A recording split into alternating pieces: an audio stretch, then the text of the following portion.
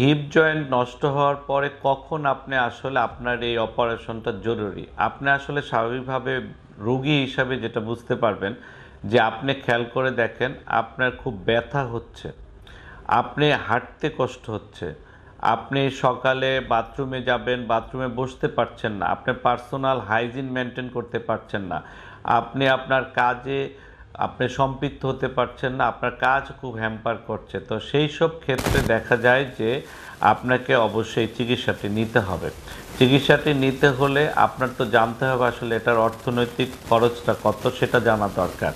এইটা একটা মাত্র ইসে যেটা আমরা এই ধানমন্ডি ল্যাবেডে আমি ব্যক্তিগতভাবে এই অপারেশনটি করার জন্য হসপিটাল, ওষুধ, অ্যানাস্থেশিয়া এবং এবং থাকা 3 দিন থাকা এবং ওটি চার্জ, পোস্ট অপারেশন সব মিলে আপনার 2 লক্ষ টাকা খরচ পড়বে।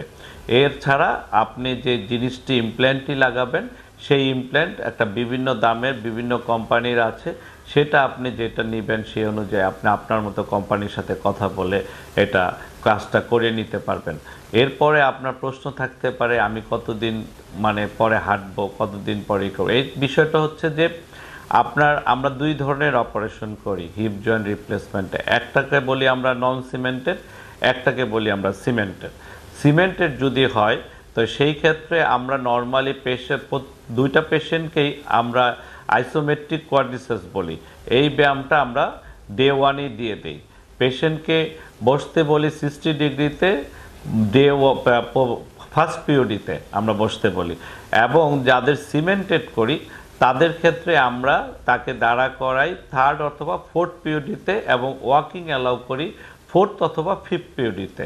আর নন সিমেন্টেডের ক্ষেত্রে আমি আসলে একটু সময় নেই, কারণ আপনার যে ইমপ্ল্যান্টটা লাগাবো সেই ইমপ্ল্যান্টটা একটু ইমপ্রেগনেন্টেশনের জন্য বোনসের সাথে ধরার জন্য একটু সময় দিতে হয়। তার জন্য আমরা বলি আপনাকে 2 সপ্তাহ রেস্টে থাকার জন্য।